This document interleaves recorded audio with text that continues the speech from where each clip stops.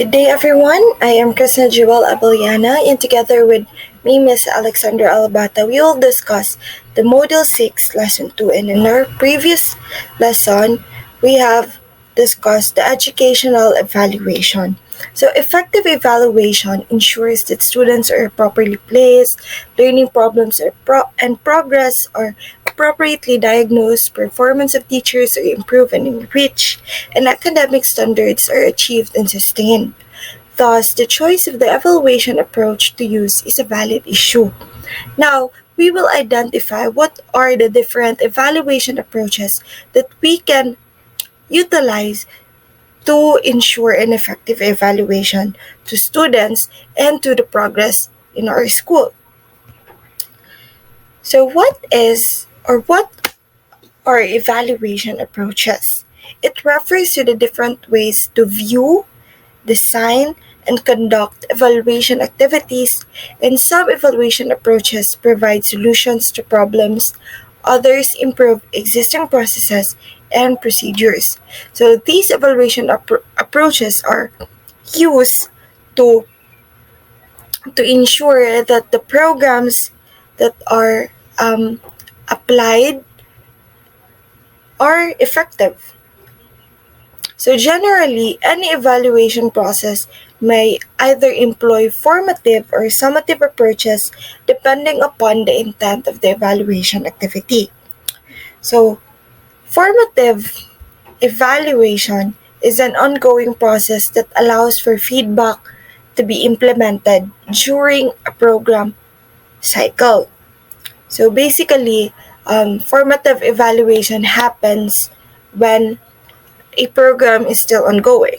So it is deemed a process-oriented approach where feedback is generated while the program is being run. This is according to Baltimus J. and Dotwin in 2005. So while the program is being run, um, formative evaluation is being there to assure that the process is effectively running. So, formative evaluation includes several types. These includes the formative evaluation methods. First is the need assessment. So it identifies who needs the program, how great the need is, and what might work to meet the need. So of course, we cannot conduct a program if we don't know our target. So who will benefit with that program. So we need to conduct a need assessment. And the next is the structured conceptualization. It defines the program based on the target population and perceived outcomes. So after the need assessment, we already know our target population.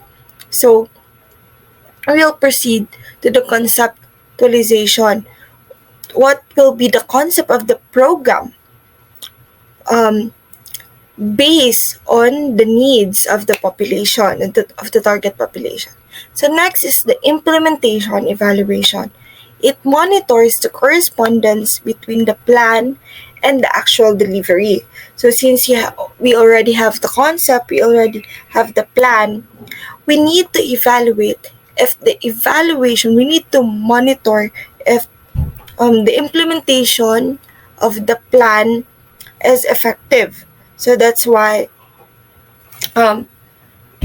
since formative evaluation happens during or on the process of the program, so it assures if the plan and the actual delivery meets. So next is the process evaluation. It investigates the process of the delivering the program, including alternative delivery approaches. So this evaluation ensures that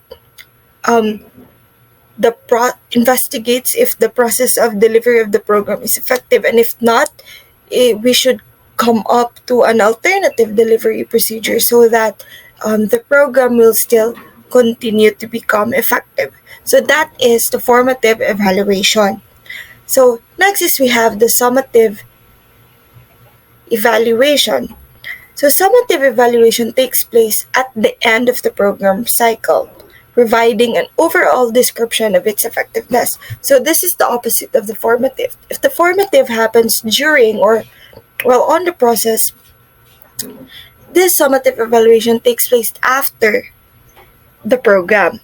So it measures the extent of attainment of the program objectives, and the results enable schools to determine the future direction of a program or initiative. So this evaluation aims to have like after the result of this evaluation will help for the future ano pa yung kailangan ibago or for the program or i-enhance in the program. So there are also several types of summative evaluation. So this includes the goal-based evaluation. It ascertains whether the intended goals of the program or project were achieved. So since this happens after, so in this goal-based, it checks if the goal of the program, if na-reach siya.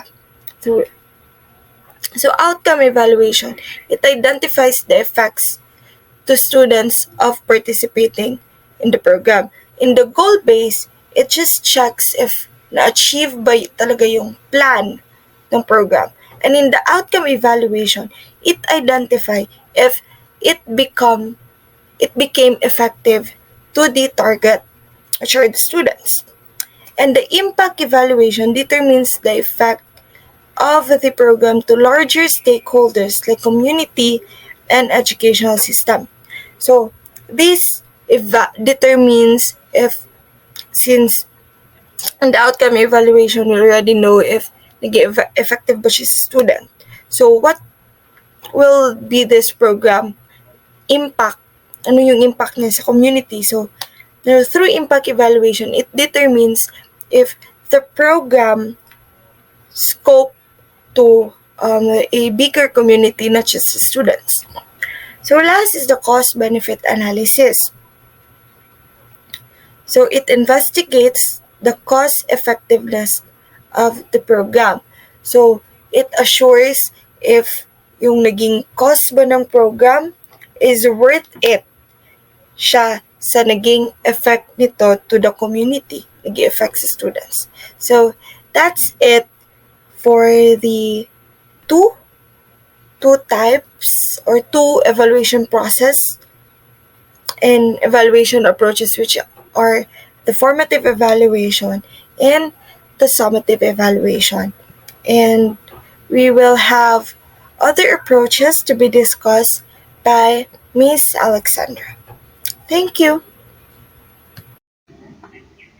Good morning once again. This is Alexandra Alabata. And aside from the approaches that Miss Krisna have tackled or have given you a while ago, there are a few other evaluation approaches as well that are bound to be useful in conducting classroom evaluation. Now, here forward, we will understand further the epistemology, the perspective and orientation, and other classified approaches under these concepts that needs tackling in order for us as future educators to be well prepared for our profession. Now, moving forward, let's first talk about the epistemology concept. So under the epistemology, we have two approaches. We have the objectivist epistemology and the subjectivist epistemology approach. Now let's differentiate objectivist from subjectivist epistemology. When we talk about objectivist epistemology, it is associated with utilitarian ethics, which directly pertains into the understanding of when something is beneficial. It is through the reason or because society as a whole approves of the evaluation, and the knowledge gained can be externally validated using only public available evaluation techniques and data. So objectivist epistemology has something to do with utilitarian ethics, while on the other hand, subjectivist epistemology is linked naman to intuitionist or pluralist ethics, which holds that there are multiple ways to understand what is good and that evaluating something requires considering both obvious and implied knowledge. So that is the difference between objectivist and the subjectivist epistemology. When we talk about objectivist, it has something to do with utilitarian ethics, and when we talk about subjectivist, it is linked to intuitionist or pluralist ethics. Now, moving to the perspective concept. Under the perspective concept, we also have two approaches as well. We have the elitist perspective and the mass-based perspective evaluation approach. So first, the elitist perspective. So from the word itself, elitist, it prioritizes the opinions of the administrators and or experts and specialists in a particular field or profession. So examples of individuals under the elite or elite personals are the government officials, the business leaders, the wealthy members of the society. So the evaluation runs circle on this type of people or these elite individuals. So their opinions, their perspectives are prioritized in the evaluation process. Well, when we talk about mass-based perspective, from the word itself, mass, it places the consumer at the end of evaluation, and it is also fundamentally participative. So, who are these people that belongs to the consumer individuals? So, these people or this term consumers can relate to the following: the community, the employers, the parents, and the students. So those are the people's individuals under the mass-based perspective.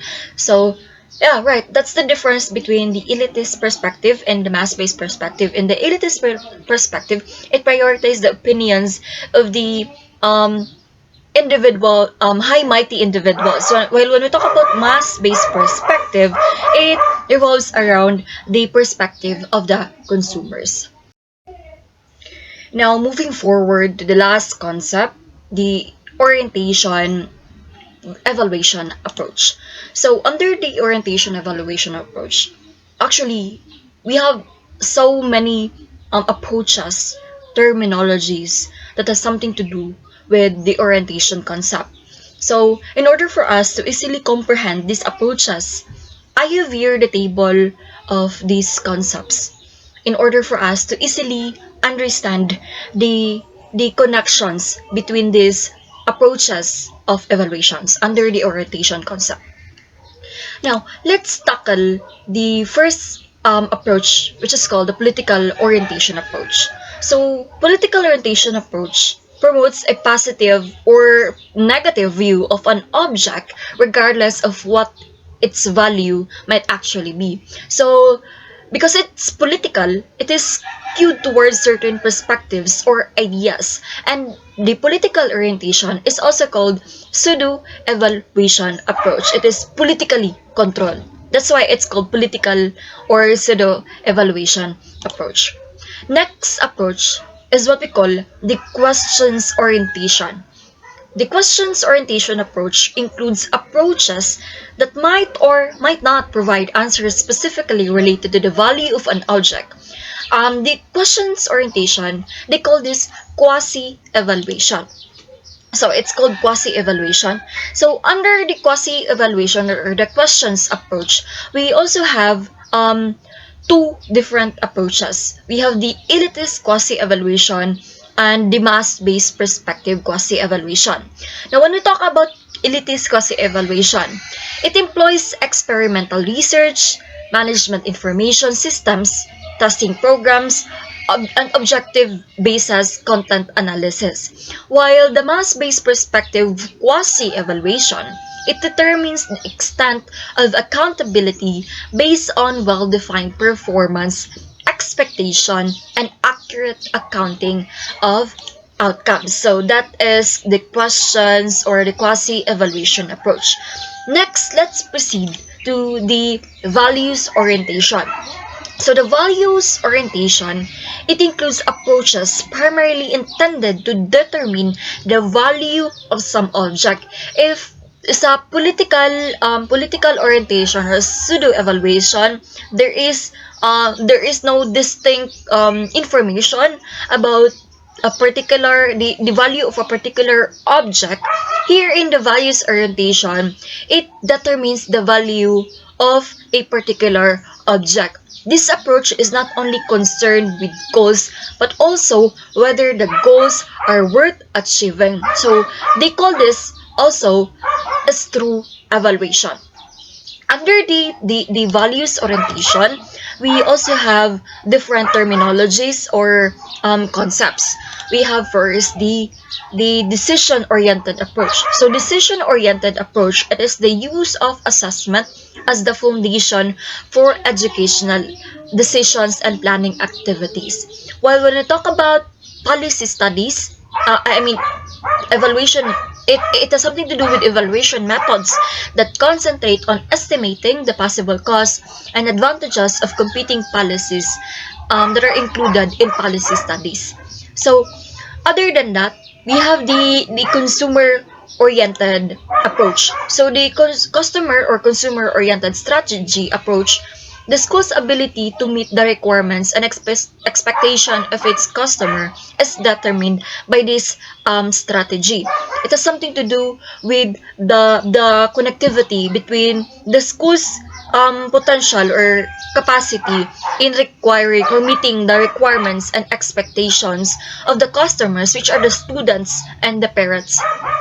While accreditation, the term accreditation in an academic institutions, it demonstrates that they can fulfill a minimum standard of excellence. That is what we call accreditation. That is the term accreditation pertains to the demonstration of standards of a particular institution, especially schools. It has something to do with academic institutions. So accreditation is also a mechanism that allows academic institutions to prove that they can meet or they are able to meet a general standard of quality. Next terminology is what we call the certification. Now, the certification, on the other hand, represents a written assurance, certification, by a third party of the conformity of a product. It has something to do with the confirmation of a certain product or achievement.